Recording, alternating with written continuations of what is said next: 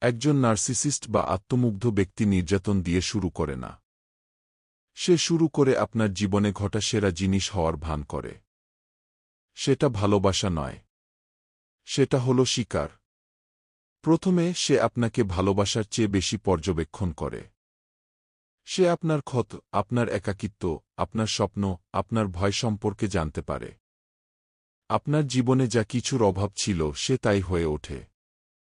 এই মনোযোগ অবাস্তব মনে হয়। সংযোগটি তাৎক্ষণিক মনে হয়। প্রশংসাগুলো অফুরন্ত মনে হয়। আপনি ভাবেন অবশেষে এমন একজনকে খুঁজে পেয়েছেন যে আপনাকে অন্য সবার চেয়ে গভীরভাবে বোঝে।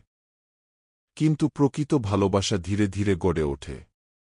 ছলচাতুরি ঘনিষ্ঠতাকে ত্বরান্বিত করে। আপনি কি ঘটছে তা বোঝার আগেই একজন আত্মমুগ্ধ ব্যক্তি আপনার উপর মানসিক নির্ভরশীলতা তৈরি করে। সে আপনার ব্যক্তিত্ব, আপনার মূল্যবোধ, আপনার যন্ত্রণার প্রতিচ্ছবি হয়ে ওঠে, কারণ তার লক্ষ্য সংযোগ স্থাপন করা নয়। তার লক্ষ্য হল আসক্তি।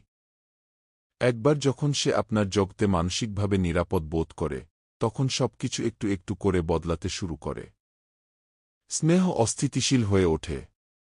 উষ্ণতা বিভ্রান্তিতে পরিণত হয়। যে মানুষটা একসময় আপনাকে বিশেষ অনুভব করাত, হঠাৎ করেই সে আপনাকে ভালোবাসার অযোগ্য করে তোলে।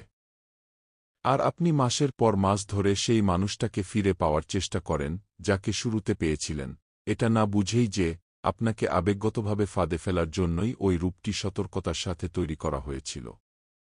এ কারণেই ভুক্তভোগীরা এত দীর্ঘ সময় ধরে থেকে যায়। তারা নির্যাতনের প্রতি আসক্ত নয়। তারা সেই মানুষটাকেই খুঁজে বেড়ায় যাকে তারা আসল বলে মনে করত।